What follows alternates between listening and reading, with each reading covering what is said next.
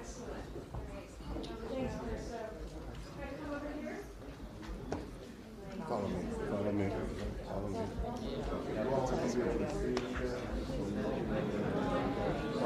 Make sure.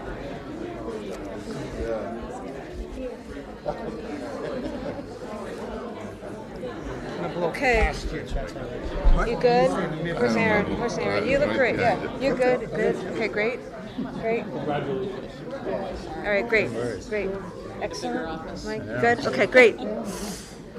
All right. Well, good afternoon, everyone. It's a pleasure to be here and to be able to sign the budget for fiscal year 25. I want to recognize and thank our Senate President, Karen Spilka, and our Speaker, Ron Mariano, for their leadership and partnership in this process.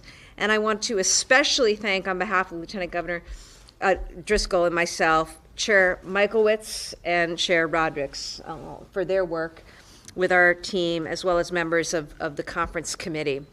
We're delighted to be here today. I see other friends in the legislature in attendance, including Rep. Scanlon, Senator O'Connor, Rep. Vitolo, among others. And I know that many are still in the midst of a lot of work right now. So really, really grateful to the House and to the Senate for this budget, and really delighted to be able to sign this budget today. I also want to thank members of our administration, beginning with our Secretary of Administration and Finance, Matt Gorzkowicz, his team, including Budget Director Chris Marino, our General Counsel, Martha Kwasnick, and the entire team at A&F, including our Undersecretary Jennifer Sullivan.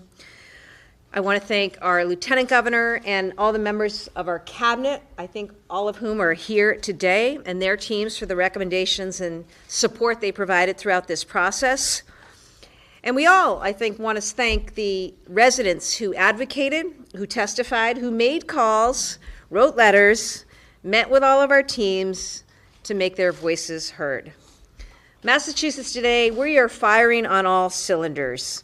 This year, we've been ranked #1 for innovation, #1 for education. We've been ranked the best place in the country to raise a family and the best business environment, according to U.S. News and World Report. I think that's pretty great.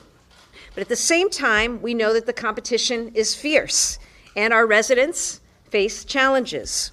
So we are not resting and we're not taking our foot off the gas. We're going on offense with this budget and so much more. We're delivering on collective priorities and driving our state forward with urgency and purpose. Now, the budget today represents a whole lot of things. One thing it represents is investments on things that we're already leading on and making them even better. This includes our #1 ranked schools and our nation-leading child care policy. We're also tackling our biggest challenges by lowering household costs and improving transportation. We're doing this all responsibly, fiscally responsibly, staying within our means, and in line with the rate of inflation. We've worked hard to make sure that every taxpayer dollar is focused on making life better for all who live and work in our state. This budget funds Literacy Launch, which is our plan to provide high-quality evidence-based reading instruction to every student from age 3 to grade 3. Schools using the right materials are seeing major gains, and we can now bring that advantage to more Massachusetts students. That is in addition to important funding for education, like fully funding the Student Opportunity Act to invest more in our schools than ever before. Continuing to fund free breakfast and lunch for every public school child in Massachusetts, which saves families money and feeds hundreds of thousands of children. We're also fully phasing in the tax cuts that we passed last year. For families, that now means the most generous universal child and dependent tax credit in the entire country. This budget also makes permanent the C3 child care provider grants that have stabilized the critical child care sector here in Massachusetts and protected more than 20,000 child care seats statewide. The C3, remember, this was a pandemic-era program supported through the federal government. And when that funding went away, this group collectively made a decision that it was going to continue to fund childcare for families in this state. We appreciate that. This is a decision to keep funding with $475 million of state dollars that we are now putting that investment on a permanent course. That means not only that providers will survive, but we'll have more opportunity to make sure that kids in our state have child care that's affordable.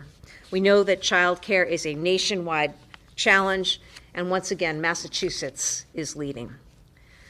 This budget also funds a historic expansion of college access across our state. Now, last year, we launched and funded Mass Reconnect. Mass Reconnect, the program that makes community college free for students 25 and older, which has already brought back thousands of people to school.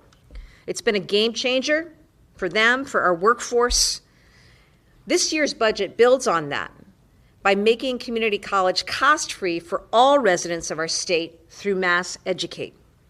Massachusetts will now have the most comprehensive free community college program in the United States. And I want to recognize the Senate President and members of the legislature for prioritizing that commitment, because it's a commitment that is going to save money and unlock opportunity for students all across our state.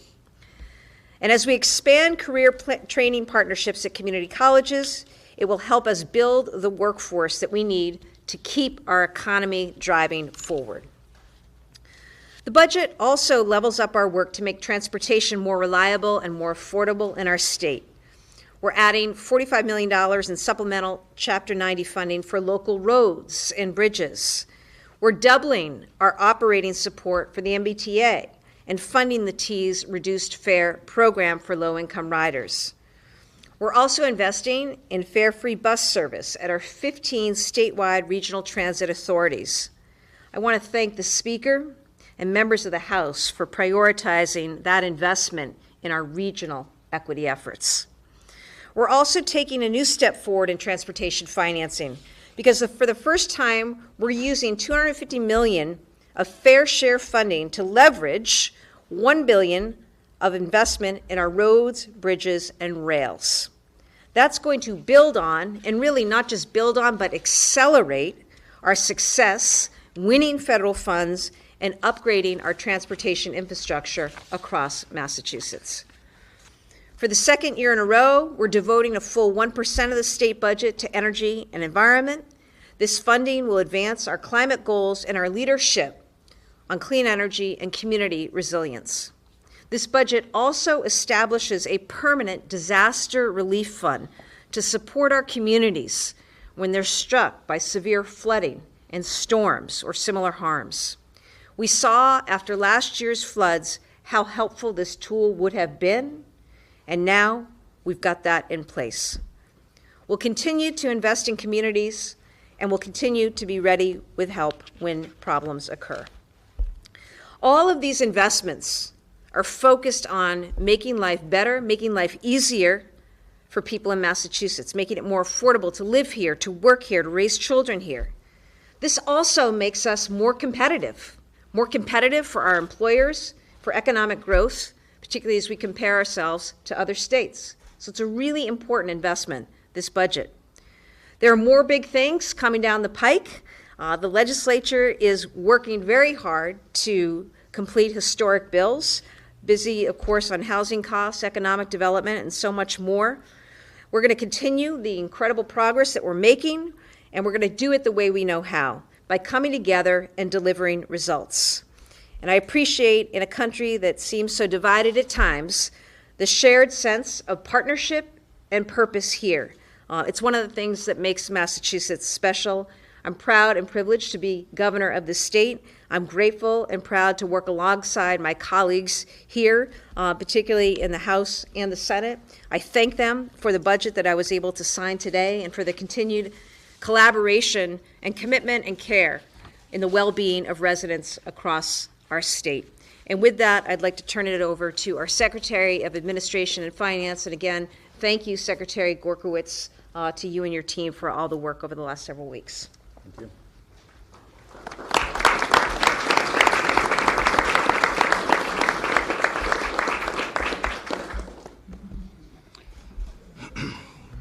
Good afternoon. It's great to be here today to sign the fiscal year 2025 budget. It's the end of result of months of hard work and reflects the ongoing partnership between this administration and the legislature. I want to start by thanking Governor Healey, Lieutenant Governor Driscoll, for pushing us to be bold, be creative, and deliver for the people of Massachusetts. To my fellow members of the Cabinet and the Governor's office, we wouldn't be here today if it weren't for your thoughtful collaboration, so thank you all. And to my A&F team, thank you for your tireless work, dedication, and professionalism throughout this process. I know it has meant working long hours and nights, and I'm grateful for you and all you've contributed in getting us to this point, so thank you. And also a big thank you to Chairman Rodrigues and Michlewitz for your continued partnership and willingness to listen and engage. It is that relationship that has allowed us to deliver a balanced, fiscally responsible budget that reflects our shared priorities and will make a difference for the people of Massachusetts. So again, thank you. And this is a budget we can all be proud of. With a bottom line of $57.8 billion, the 3.1% growth in spending in FY25, which includes the surtax spending, falls in line with current rates of inflation, a goal we set out to reach when we filed back in January. We are also doubling down in areas where we excel in Massachusetts, from quality of life to education and talent. And by working collaboratively, we are able to deliver on these investments with a strong focus on regional equity and meeting the needs of local communities. I'm proud that we are continuing our strong support for the 351 cities and towns across the Commonwealth. That is why this budget provides a 3% increase over FY24 in unrestricted government aid to municipalities for a total of over $1.3 billion. It is the second year in a row this administration, in partnership with our legislature, has been able to increase unrestricted government aid by 3%. The governor mentioned fully funding the Student Opportunity Act, which continues to provide a historic boost in funding for local districts. What it means in this budget is nearly $7 billion of Chapter 78, a 4% increase over 24. We're investing more than ever before in our local schools. We are also leveraging fair share dollars in a way that is transformative and how we think voters intended us to use this money when they approved it in the ballot box. That includes things like free community college, championed by Senate President Spilka, and building on the success of the Governor's Mass Reconnect program, which began this past year and drove enrollment across all of our community colleges. It includes investment in regional transit authorities, money added by the House through their efforts, and covers free fares at RTAs outside of Greater Boston. And it includes maximizing $250 million in surtax revenue by pledging it to this Commonwealth Transportation Fund, where we can leverage that to more than $1 billion over the next 10 years in important transportation infrastructure, a proposal that both branches supported. We are funding important initiatives with fair share dollars that otherwise would not be possible with the constraints within our operating budget. And we are doing so in a way that sets up education and transportation sectors for long-term success. This budget is balanced, responsible, and forward-looking. And while, as it should come as no surprise, we have some uncertainty as it relates to our existing tax revenue collections, something we'll have to monitor closely over the coming months, the budget being signed here today gives us the tools we need to effectively manage spending and deliver the programs and services expected of us. Thank you, and I'd now like to turn it over to Senate President Karen Spilka. Thank you.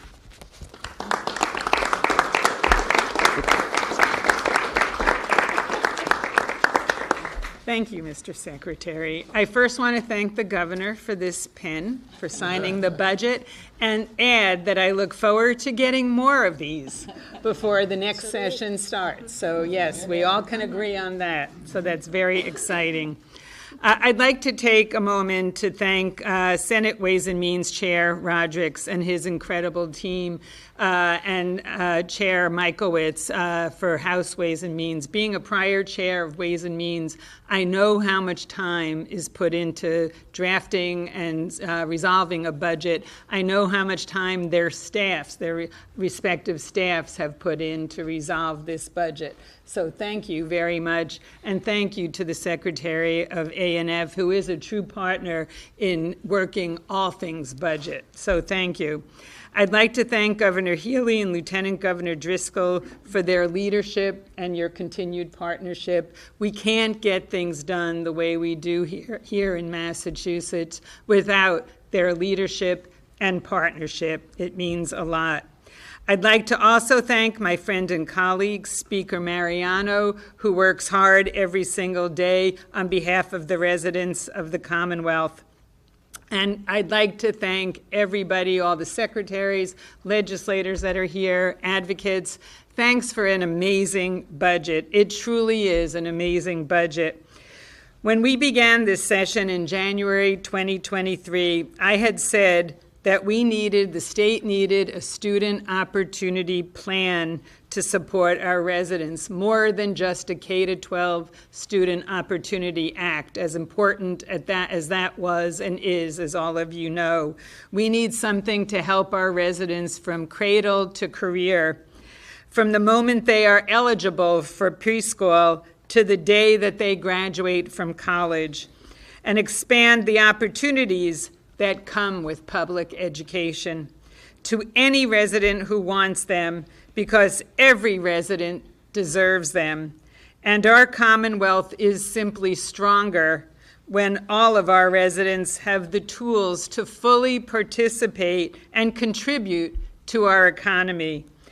Today, with the governor's signature, I am really excited that we are realizing that plan through codifying C3 grants to make early education accessible and making community college free for all residents, changing, and I've heard this from some of the folks who have gone to or who want to go to community college, changing them saying, I wish to I will. That is very powerful. Also, investments in fare-free regional transit. Regional equity has been an important area for the Senate, and investing in support systems and resources for every single part of the state. This budget is a strong budget that reflects our collective values and our collective priorities right here in Massachusetts. It will truly position our Commonwealth to be more affordable, more equitable, and more competitive in every sense of the word. Thank you again for all that has made this a reality, and I'd like to now turn the microphone over to Speaker Mariano.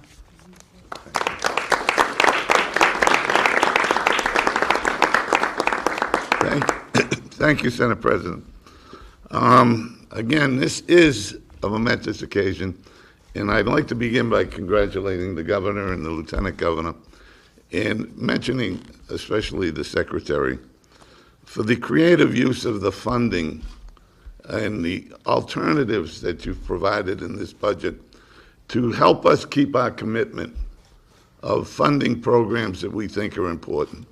What we have here is 2 or 3 examples of creative use of the money that we're getting through this tax increase, and we are able to maintain levels of commitment that in this era of inflation is extremely difficult. But through the creative financing of the Secretary and the proposals that you've included in your presentation, we are in a position to present a strong fiscal note in front of the constituents that we represent today. And I'm very lucky to be serving with the Senate President, who with their creative ideas have come up with a plan to help educate us, a workforce that may need some transitioning as we go forward. And as we continue to look at our transportation needs, we will continue to explore different ways to fund some of these plans that we find to be as important. So what we have here is a document that we can all sort of take a bow on. And I'd like to begin by first saying to Chairman Rodrigues and Chairman Michlewitz, there's a good reason why I never served in Ways and Means. And one of it is the work that's involved. So I won't pretend to take credit for the work that Chairman Michlewitz has done or Chairman Rodrigues has done. But I know Aaron has met with 160 members and listened to requests, some of them quite outrageous. But nevertheless, they are examples of priorities of members of the House of Representatives.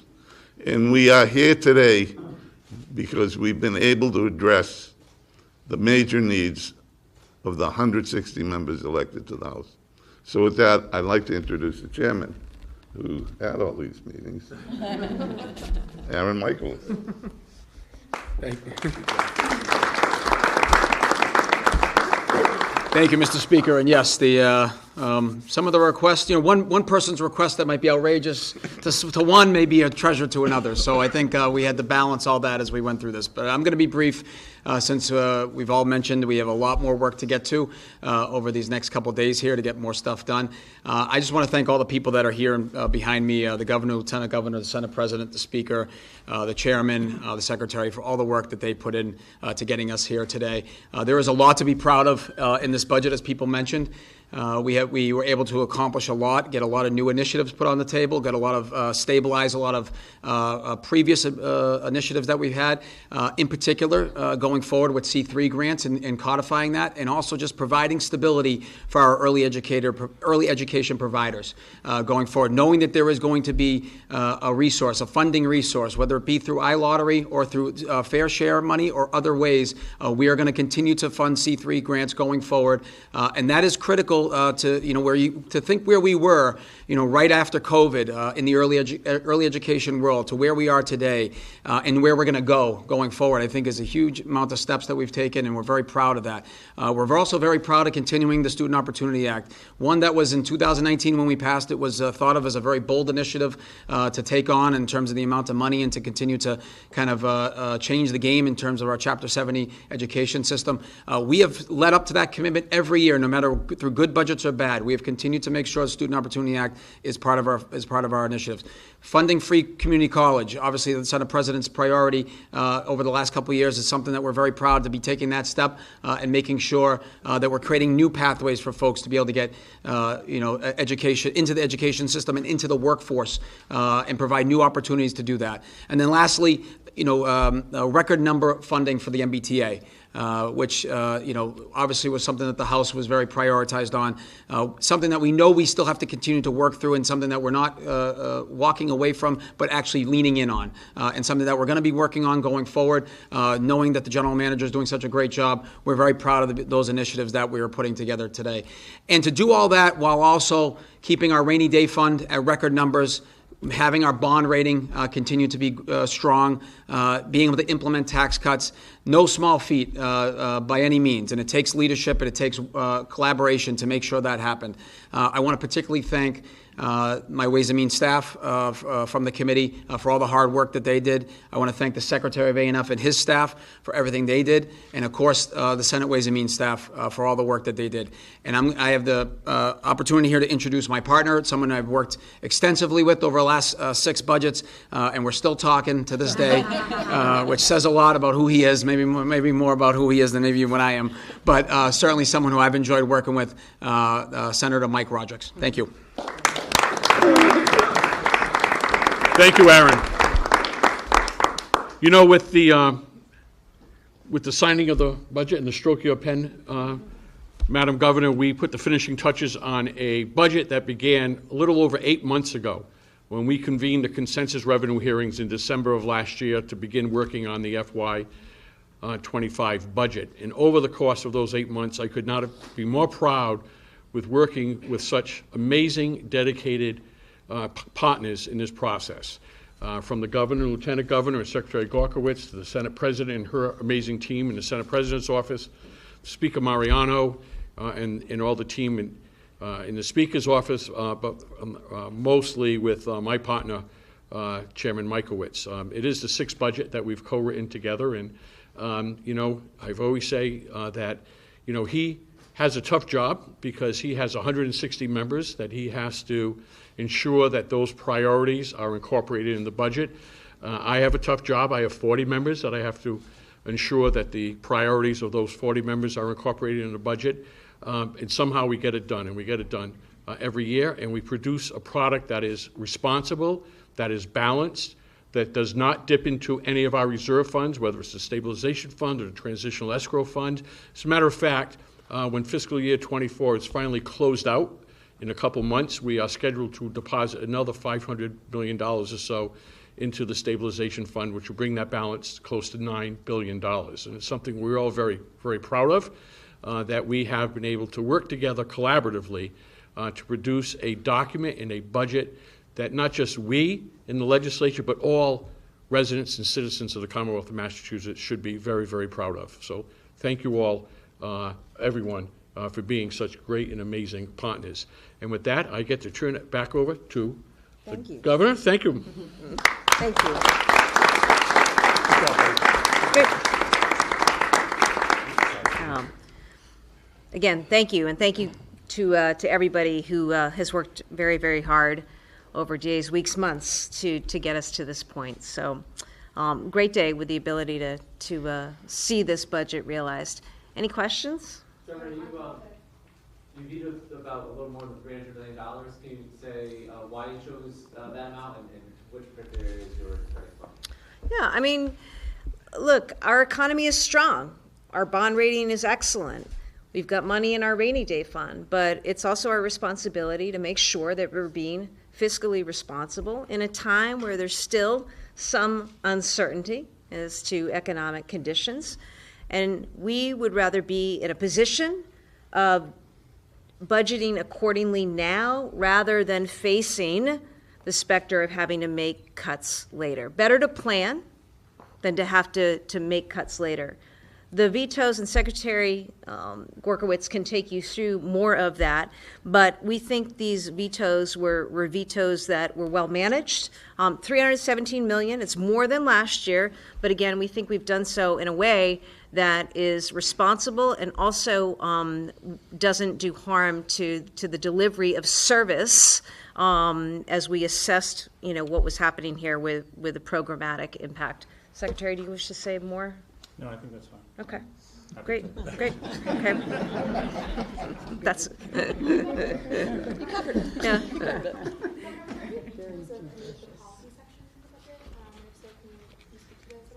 Any outside sections? I think we returned a couple with amendment, so just a couple. Yep. It's Mass Health, Yeah, right? two of them, two Yeah, of them sure. are Mass Health related. Come on. The two policy sections, outside sections, that we returned with amendment are related to Mass Health. One has to do with payments that are made to the Cambridge Health Alliance.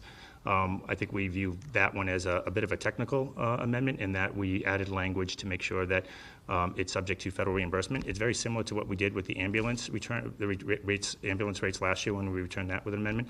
We're doing the same thing here. So I think we feel that there will be support for it, and we hope that we'll get that back. And we look forward to working with Cambridge Health Alliance and implementing those rates.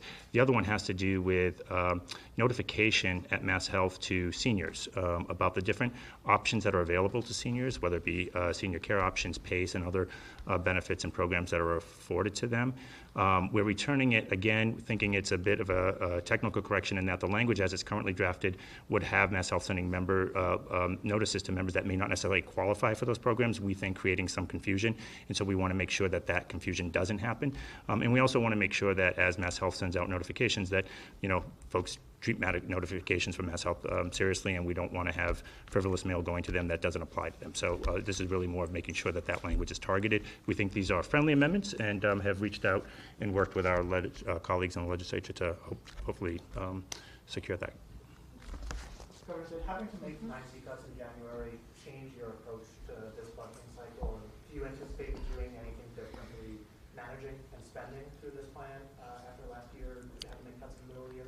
No, I think the approach is the same. I mean, you have to make judgments at the time about what makes sense given the economic scenario and the conditions that you're in. And similarly, we evaluated where we're at right now. Again, we've got a strong economy, a lot going for us, and also there are some uncertainties out there. So we thought this was the right call, the fiscally responsible call. Can I just ask a quick off-topic on Red Stewart? Just jumping in here. Lawmakers rallied. It's a great budget, though.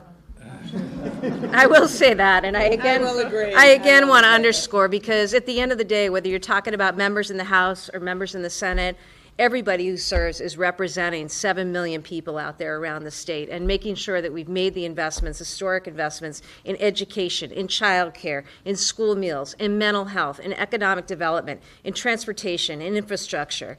Really, really important. And again, I just want to thank the Speaker and the Senate President. I want to thank Chair Michlewitz and Chair Rodrigues. I want to thank Secretary Gorzkowicz and the team, who spends a lot of time thinking thoughtfully about the best way to maximize the return on every single dollar that we're able to spend, and spend it responsibly into the betterment of life here for folks in the Commonwealth. So again, I just want to thank everybody for the work today and the opportunity to sign this budget. Now, Stuart, is there anything the state can do to keep both of these hospitals from closing? Is receivership a possibility? Look, Stuart, it's Stuart's decision to close these hospitals. There's nothing that the state can do, that I can do, that I have the power to do to keep that from happening. But I've also said from the beginning that we are focused on health care, delivery of health care to patients, protecting jobs, protecting the stability of the market. We've had a lot of conversations. We continue to be working to save 5 hospitals, to make sure that we're doing all that we can for our communities. We are in this situation, and it's outrageous that we are in this situation all because of the greed of one individual, Ralph De La Torre, and the management team at Steward. As we sit here this afternoon, though, we know there is a path forward, and I call on Steward and I call on the lenders to make it happen so that Massachusetts can be relieved of this burden and the public health emergency that we are experiencing right now. There's a path forward. We've served that up. We know what needs to happen, and we call on Steward and Ralph De La Torre and the lenders to make it happen. Governor, what about the $30 million that the state is kicking in apparently to help keep the hospitals up and running? Well, as you know, the state provides money to hospitals around the state through Medicaid, and this is simply an advance on some Medicaid funding. Again, our focus is on shoring up the stability of the market, jobs, access to care for patients, and right now we're presenting an opportunity to go out and save 5 hospitals, protect more communities, and more access to health care. Congressman Hunt said he thought the money, that $30 million should have some kind of a receiver. He says Stewart is not trustworthy, and he doesn't trust that taxpayer money going to them will be spent wisely. Well, as governor and as a former attorney general, I know Stewart is not trustworthy, and that's why I've said from the beginning I want Stewart out of Massachusetts yesterday. And let me be clear as well, that money is not going to Stewart. We have said, all of us, that not a dime goes to Stewart. Not a dime will go to Stewart. But we all believe in our healthcare workforce, in our providers here, and most importantly, in making sure that people in community have access to healthcare. So part of making that so in the interim is making sure that facilities have what they need to continue to operate. Again, these facilities are not owned by Stewart. They're actually owned by lenders and a bank. And what's happening here, and what we call on to see through, is a smooth transition to new ownership. As you know, they received a number of qualified bids, so that's good. So this is just an interim measure to provide relief in terms of operating expenses, not for Stewart. Stewart, Ralph De La Torre, they're not going to get dime one, okay? And there are a lot of people coming after them for whatever they've squirreled away. That's a separate issue. We're making sure that we're doing what we need to do in this interim period. And again, I call on the lenders to make the deal. Governor, is there any way that the advances to the lenders could have or could still have a contingency delaying these closures, just considering the impact it's going to have on their communities? Well, we never. Or opening it up for auction, I'm sorry. I think we're going to pursue everything that we can to make sure that it's done in the way that's most responsible, both to the workforce and to the patients affected. So we're going to continue to focus on that while we continue to push forward for a deal that, again, will provide some stability and shore up 5 other hospitals here under new ownership. Governor, will there be any walk back to the changes in the emergency shelter regulations that were put in effect last week? And there was a big commotion in the front of the building this morning. Any comment on that? Yeah. No, there won't be any changes to the policy. And let me say, this budget that I just signed includes $326 million for emergency shelter. That is important. It is important that people who are unhoused or who come on hard times, either because of an eviction or because of job loss or because of a medical issue, that we're able to support them. Victims of domestic violence, our veteran community, children. We are going to continue to do that, and that's funded through the budget. But the reason I implemented that policy is because we've got 8,000 families in shelter right now, and we don't have an unlimited checkbook or unlimited capacity. And so one of the things we've been focused on, getting people jobs, getting them out of shelter, and also implementing things so that people are able to move out of shelter with case management. That's what this 5-day program is about, because we need to open up more spots in that shelter for temporary respite care, which is a 5-day limit now. And again, I call on the federal government to act. Well, half of the families are Massachusetts families. The fact of the matter is we've seen a number of immigrant families come into Massachusetts, and that is a result of failed immigration policies at the federal level, failed action by Congress at the federal level, and that needs to change. But the policy will remain in place. Governor, just on the end of the session, you mentioned housing, you also mentioned the economic bond bill. What other priorities do you have by the time Wednesday rolls around? Well, you know, Wednesday's coming soon, and I know all these folks have a lot to do, but I think we've got, and everybody's working, but certainly, you know, housing, economic development, our federal funds, these are all things that are important to me and to the Lieutenant Governor, and, you know, I know something that legislative colleagues have been focused on for a while, so we look forward to what comes our way soon. Thank you. Thank you.